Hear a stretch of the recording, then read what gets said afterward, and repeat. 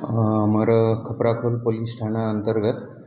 जो हमारा भानपुर गाँ अच्छी ता पाखरे गोटे जो गन्मार्दन जंगल पोर्शन लगी हनुबाली लगी के आमर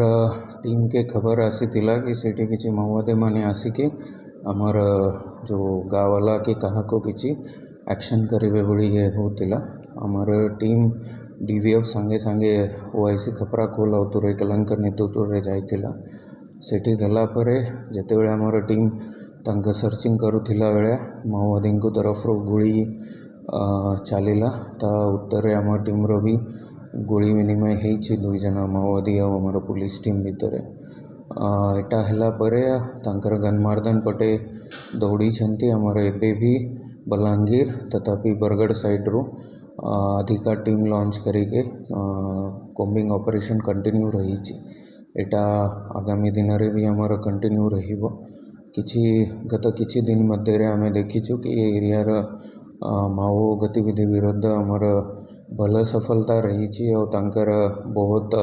एरिया अफेक्टेड बहुत कम ही जाइए मार्च मासरे लास्ट ईयर आम बलांगीर रे गोटे आउ बरगढ़ रे 2टा कार्डर्स एक्टिव जो थिले से भी सरेंडर करी चंती तो सेटार बहुत माओ गतिविधि कमाई जाइए आमर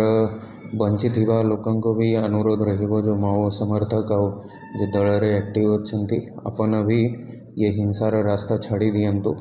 आमर मेन स्ट्रीम रे मुख्य प्रवाह रे आसीबा पई हम गवर्नमेंट तरफ रो बहुत भल सरेंडर रिहेबिलिटेशन पॉलिसी अच्छी तार लाभ नियंतु आउ एटा जो हिंसार रास्ता छाड़ी के से एरिया रो जो प्रकार विकास रो काम होचंती ता भितरे सहभागी हुअंतु आमर जेते एबे जाए खबर अच्छी बीबीएम डिवीजन रो थिले